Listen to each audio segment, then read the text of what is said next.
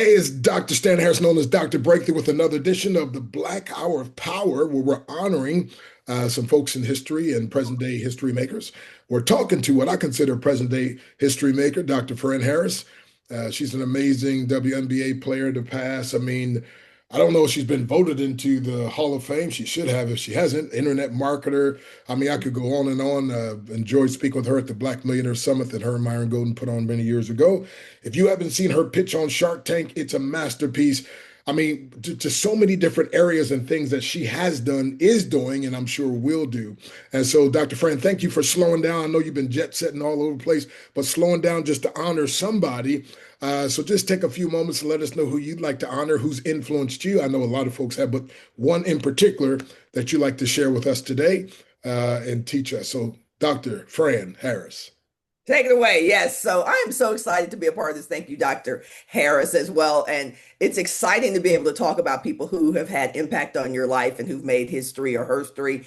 And I literally was tossing 5 or 6 balls in the air with who I wanted to go. And so I did a lottery. I said, listen, whoever wins when I talk to Dr. Stan, that's who's going to be able to be focused on that platform. And it's my honor to talk today about Byron Allen.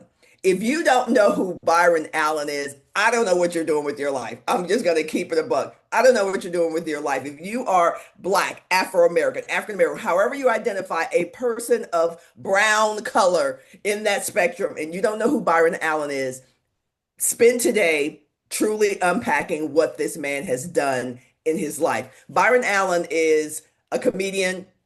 He started out being a comedian, stand-up comedian, but he quickly showed the world that he was a visionary, that he saw where the ball was going. Like Dennis Rodman, when he would get rebounds, he knew where the ball was going. And so Byron Allen turns out to be today a billionaire creator, visionary, media maker, troublemaker, great troublemaker.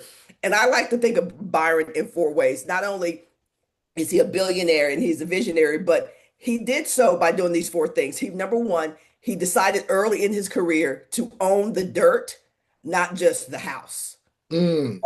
Yes, own the dirt, not just the house. See, anybody can walk down the street, drive down the street, and say, I want that house. But the value is in the real estate. The value is in the dirt. And so early in Byron's career, as a stand-up comedian, what most people would say, just a stand-up comedian, he decided that he wanted to own the IP, the intellectual property. He wanted to own the content, the material, the platform that his work would live on. And so he started doing these shows where he would basically live videotape, live record stand-up comedians doing a show. And then he had property, he had product, he had something that he could not just show and sell people, but that he owned it. So when he took that programming out to networks who were selling their real estate, he says, I'll buy that real estate and put my own house on that real estate. And so number one, he owns the dirt, not just the house. This is why he's a billionaire. Next, he mastered boring, repeatable money. Dr. Stan, I don't know about you, but sometimes we're very high energy. So you might get bored. Like I get bored very easily. Like capture my attention and keep my attention. He mastered board money. Okay, so what's board money? Let me just send this show to 10 networks. Same show I created last Sunday with my comedian friends that I packaged and presented to networks. Let me just let that money keep paying me. I don't have to go do anything. I don't have to be running all over the place every single week doing shows every week. I'm going to syndicate the show that I made last Sunday and syndicate it to 100 stations. He was doing that in the 90s. I need y'all to understand he was doing that in the 90s. And here's the really beautiful thing. I thank God for this moment. I moved to LA in the early 2000s, Los Angeles, and I was watching the moves that Byron Allen was making. And so I called his company and I got his executive assistant and I said, I'm a filmmaker, I'm a talent. I would love to have a meeting with Mr. Allen to talk about my next move, what I could be doing. Byron Allen took that call. He set a meeting up with me and spoke with me for an hour and said, sis, let me give you the game. He literally laid out everything he's doing. He said, let me tell you this. I see what you're doing. I know you're with ESPN. This is what you need to do. This is 2003. This is what you need to do. You need to. And then he proceeded, y'all, to literally just give me his game. He gave me his game plan. He didn't gatekeep. He didn't hide. He didn't. I mean, thankfully, I would have paid, but he didn't charge me. But I definitely would have paid. And I said, listen, this guy is showing me how to master the art of making boring, what for most people would be boring money, which is to make a product one time and then sell it forever. Okay, that's number two. Number three, he plays the long game without applause. He doesn't need a lot of attention. He doesn't want a lot of attention. He's doing his thing, boring money, lots of money, and he's playing the long game. He saw where the ball was going in 1998. In 2002, when he's having a meeting with me, he saw where the ball was going. The ball is going to content creation. The ball is going to the internet. The ball is going to being able to syndicate to millions. He saw that. He didn't need people to applaud and give him awards for that. He was playing the long game. Grew up with his mom, single mom, says, I'm going to take care of you, mama. Mama works in his company. Let's go build this thing together. He showed us how you build generational wealth. He started showing us that in the 90s. In the 90s. And then the fourth thing is that he understands that it's better to leverage.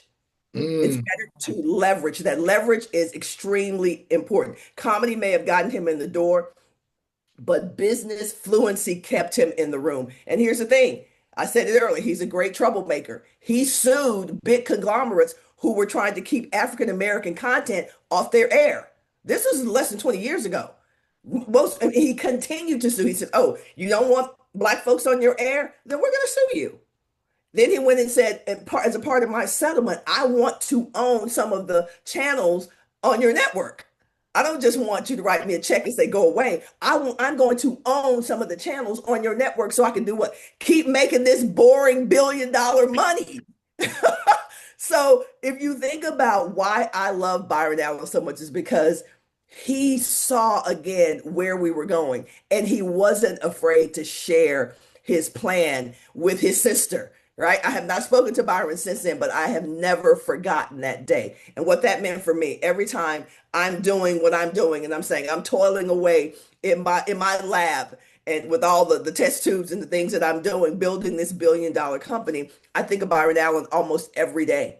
I think about the fact that he didn't need a lot of awards. Most people don't even know what he's doing. I laugh because people will tell me all the time, Stan, they go, I knew you were doing that. And I say, that's because my boy Byron said, keep working, keep toiling in the background, get your shine when it's appropriate, but build generational legacy and build generational wealth by doing these things. And I am extremely, eternally grateful to have Byron Allen in my life as a mentor who shows us the way. Wow. Wow. Wow. Well, Romans 13:7 says, give tribute to whom is due. It says, tribute to whom tribute is due, custom to whom custom, fear to whom fear, and honor to whom honor. Thank you so much for, man, that's so powerful. Like, own that dirt, huh? That's right. That's right. Then the play the long game. Well, also you mentioned about the how'd you put it? The second one. Boring, repeatable money. Yeah. Right. And like I said, sometimes people we get more into that excitement part. And I love what you said, wasn't a gatekeeper, like he just opened up and so forth. But you know what, Fran, what's amazing is you're exactly the same way. I mean, you are that. And so I think he's not just had an influence on your life. I think you're also having an influence on other people's lives because you've mimicked that. I always say to people, it's okay to be a copycat as long as you copy the right cat while you're on your way to being your own authentic cat, right? And so thank you so much for your authenticity. Thank you so much. Matter of fact, I think that's where you and Myron put on that Black Millionaire Summit years ago, was actually to help that. And I like what you said. He's suing these companies and he says, wait a minute, but I want time and have my shows. In other words, give me some dirt in this thing.